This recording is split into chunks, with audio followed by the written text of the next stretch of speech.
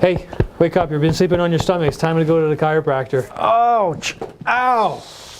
All right. My lower back. Your lower back. That's what happens when you sleep on your stomach. Oh.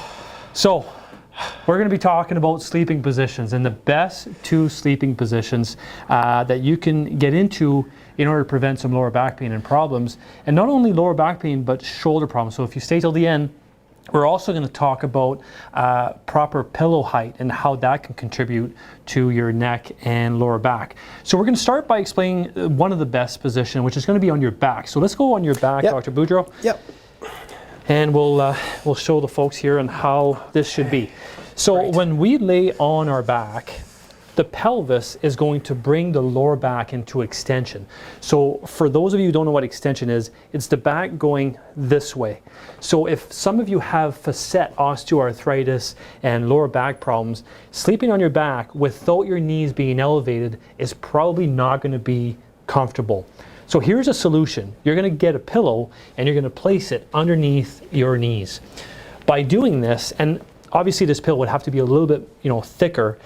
What you're doing is you're getting your pelvis to go backwards. So you're taking the pressure off the lower back and opening up the facet joints. So for example, I'm going to put this on you, Ben. The pelvis at this point with the knees going up, the pelvis is going to be doing this. And by doing this, we are therefore opening up the facet joints in the back and creating space for some of the nerves, for some of the muscles, and the inflammation is going to dissipate somewhat because not everything is being compressed into that area. So sleeping on your back is definitely a great position and probably one of the most challenging positions because a lot of people can't fall asleep on their back.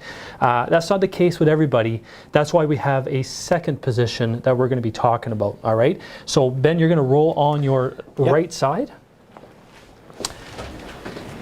And here we go with sleeping on the side. So those of you who are on this video right now, so we're talking about the two top sleeping positions.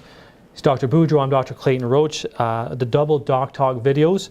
And basically, because we see a lot of that in our clinic, people coming in, they're asking us questions, what's the best way to sleep? So the second one, after sleeping on your back, is going to be on your side.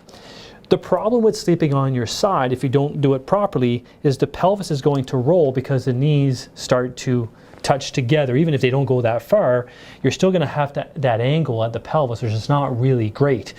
Also, what can happen is because the pelvis rolls, the shoulder starts to roll. So some of you with shoulder problems, you can start to pinch some of the tendons that are in that bicipital groove. So you can get that tendonitis that worsens throughout the night, and then you got to shift to the other side, and it becomes a nightmare.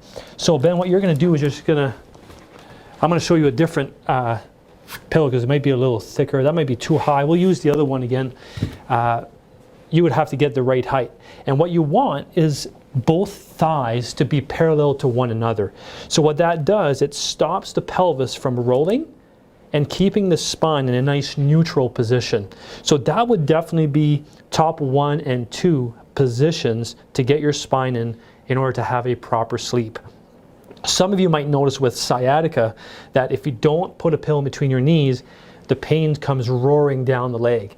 And that obviously is not going to be conducive to you having a nice night's sleep. So doing this can alleviate a lot of the problems we see in your lower back, and that way you can start the next day feeling refreshed and not feeling you have negative equity and you have to kind of get yourself moving in the first 3 or 4 hours in the morning just to feel better.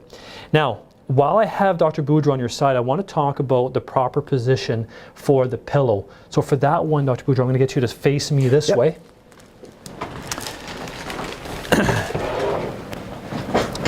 And on this side, you're going to see Ben's spine being like this, right? If we have a pillow that's way too high, Ben's spine is going to be straight in through here, and then you're going to start to see it go up over here, okay? What we want is to have the spine to be totally parallel to the floor. So in this case, the pillow would have to be here, and the mark is the back of the skull right here to the bottom at L5. If we see a straight line, then we probably have a good height of a pillow. You can have a seat. Okay. So anything to add, Dr. Boudreau? Whenever you're sleeping on your side, remember to not only protect the knees by keeping the pillow between the two, but also have a pillow that's going to fill that curve, the space Right, the that's gap. created on your side.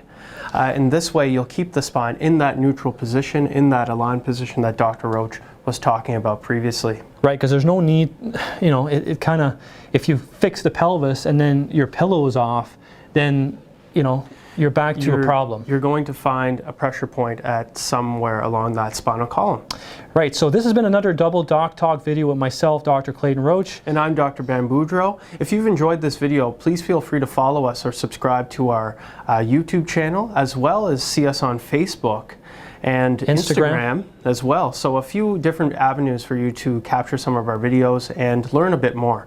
So here in this video today, we covered sleeping, what are the best sleeping positions, as well as a few things that you can do while lying on your back and on your side to prevent that spinal pain. We'll see you next time.